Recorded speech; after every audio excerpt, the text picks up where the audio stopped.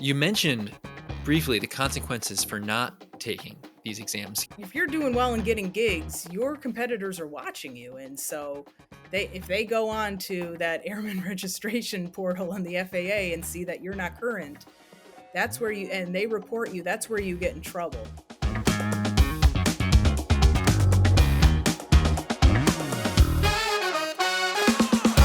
Hi, and welcome back to another episode of Your Drone Questions Answered. Today we're answering the question, what license do you need to start making money with your drone? Today I'm joined by Kara Murphy. She's a commercial drone pilot, photographer, writer, and contributing writer for DP Review. Kara, thank you for joining me today. Thank you for having me on. Well, first of all, Kara, I just want to know a little bit about you, your background with drones, particularly how you're making money with drones. So I started flying drones for fun in 2014, and I lost the first one I borrowed on its third flight. It was a DJI Phantom 1. I didn't look at it career-wise until late 2016 when Drone 360 magazine asked me to start writing for them. And then in January 2017, I got my first commercial job, my first paying job. And this was shooting the Embarcadero buildings in downtown San Francisco for a filmmaker.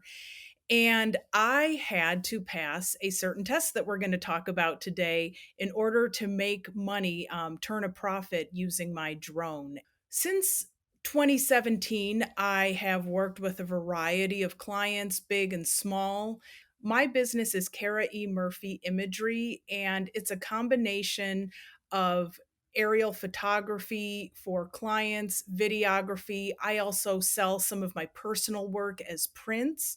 And then I am a contributing writer for DP Review. And I have some clients that I do social media marketing for as well. The idea is to stay out of an office and stay flexible since I have a 12-year-old daughter. You stay busy, clearly. Yeah. And you're the right person to answer this question. So let me just go ahead and throw it out there. What license do you need to start making money with your drone? So to start making money with your drone, you need to pass the Part 107 exam.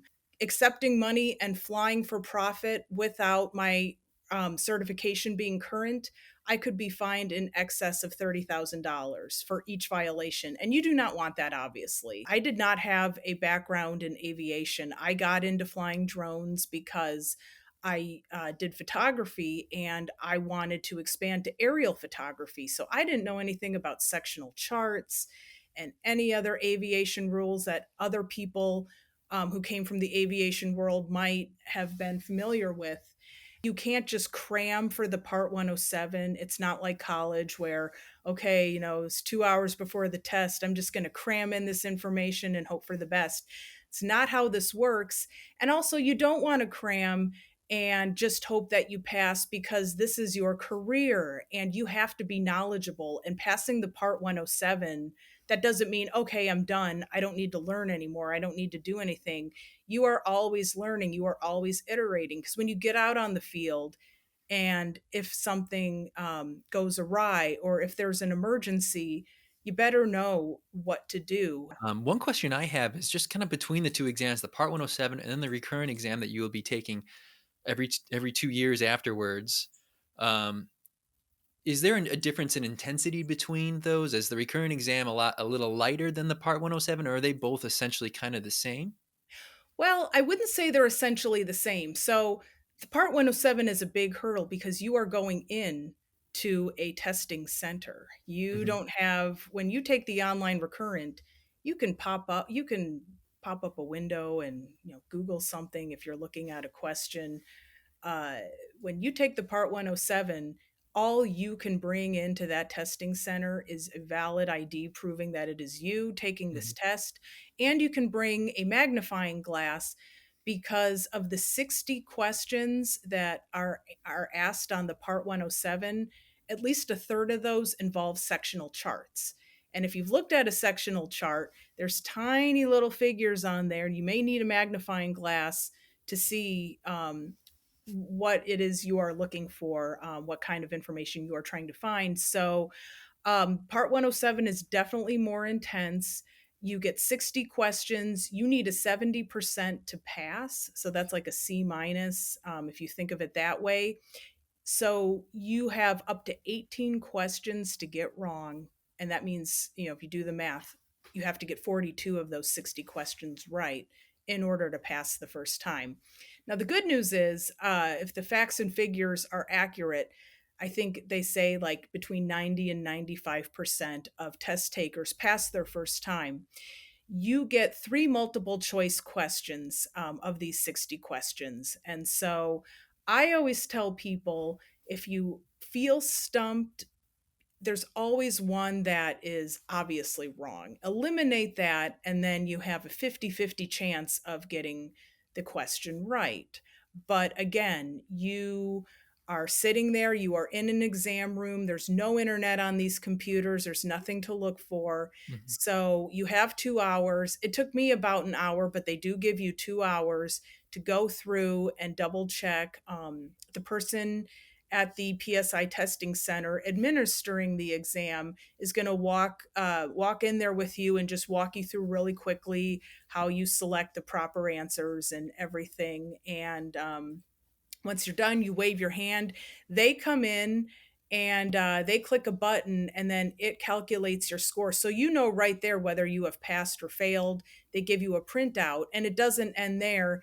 You do have to go to IACRA. IACRA is basically where you go in and register and you tell them that you have passed your exam. And this starts the process of getting you that UAS card that you show, stating that you are a certified remote pilot. So you need to take that extra step, because if you do get approached either by a client or an authority figure or anything, this is also your way to prove that, yeah, I am Part 107 certified. So it's a little bit more intense. The online recurrent exam, not as intense. It's 45 questions. Both tests have questions on flying at night, I believe. Both tests have questions on hazardous attitudes. But the 45 questions, you don't look at any sectional charts in this one. It's just a basic list from top to bottom. And you have to score 100% on the recurrent exam, but you have three opportunities to get that question right. So you go through the first time, it's going to show you exactly the questions that you got wrong. You go back and you select another option. And then once you hit 100%, congratulations, you have passed the recurrent exam. And now you can also fly at night under Part 107 without having to apply for a waiver. That's great. So this is really important. This is a really important exam to take. You mentioned briefly the consequences for not taking these exams. If you are operating a drone for profit and you are accepting money and you are not current, so let's say maybe you passed your Part 107 2 years ago and those 24 calendar months are up, and now you're just like, oh, whatever, I already passed it, I know my stuff. But someone asks and you cannot prove, because the FAA keeps track of it in their system, you can go to the airman's database and you can look up anyone's first and last name and see if they are current with their certification. And so let's say a client just looks you up and, oh, they're not current, and they're disgusted by that, and they say something to the FAA, or even if a competitor sees that you're out there making money and maybe you're getting more business than them, and they look and find out, again, the FAA, if they come after you, that is a $30,000 fine per violation. So it's not just one blanket 30,000. Wow. Yes, this So is a don't do it. yeah. If you're doing well and getting gigs, your competitors are watching you, and so if they go on to that airman registration portal in the FAA and see that you're not current, that's where and they report you, that's where you get in trouble. But and it's also just ethically running a business. It's the right thing to do to stay current, to ensure that you know what you are doing, because you are flying an aircraft that has the potential to damage property or possibly injure someone. And so it's good to know this stuff. Just stay current, and it's easier than ever now. I mean, I tell people, if I took the Part 107 3 times in person and then immediately after went and got my online recurrent exam. You can do it one time, and now you have that luxury of taking the online recurrent. It's that easy, and the recurrent is easier, to be fair, even though you do have to get a perfect 100% score.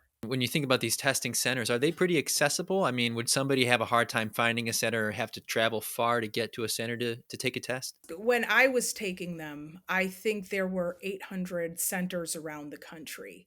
A PSI testing center, they administer tests for a lot of different things. It's not just a remote pilot exam.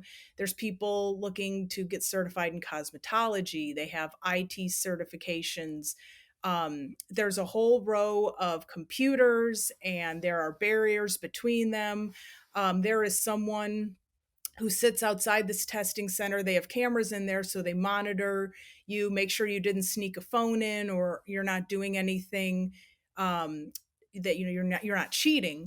But I just recommend to people, schedule it out in advance, and that is also going to motivate you to continue studying and just work that time in to study, and you won't be procrastinating. Because I have a few friends right now. Oh well, what's going to happen? And I said, just get the soonest appointment. I never had a problem scheduling out 2 weeks in advance within a 50-mile radius myself. I didn't have a problem personally, but I live out in West Michigan. I don't know if you're in a major metropolitan area. Now, I lived in the Bay Area when I took it for the first time in 2017, but even in 2017, there weren't nearly as many remote pilots as there are right now. So, I would just tell you, if you want to pass it, see when you can schedule it. And scheduling that, having that date on your calendar is going to motivate you to buckle down and study and go walk through all that material and make sure that you know it. Very important. Before I let you go, is there any other tips you want to share with our audience and when it comes to this topic? You're very knowledgeable. Oh, well, I appreciate that. I guess I've been doing it long enough. No, I guess don't be nervous when you get in there, because I'm a terrible test taker and I passed it all 3 times. But I just, I kind of flash back to high school when I was taking the ACT and the SAT, and just clamming up and being nervous, and just take a deep breath. And I would say, make sure you have 2 hours. So go back and just double check the answer, because sometimes they will try to trick you. And I do believe, the FAA throws in 3 extra test questions that they are testing out for future exam use. Well, I really, really appreciate this. I mean, there you have it. It's if you want to start making money with your drone, you need to take the Part 107 exam, and then you need to take the recurrent exam every 24 months. It's very important. Yes. Kara, thank you so much for joining me today, answering this question. It's important for our audience to know. And to our audience, if you have a drone question that you want answered, you can submit that question at ydqa.io, and we'll do our best to get that question answered for you. In the meantime, we'll just see you in the sky.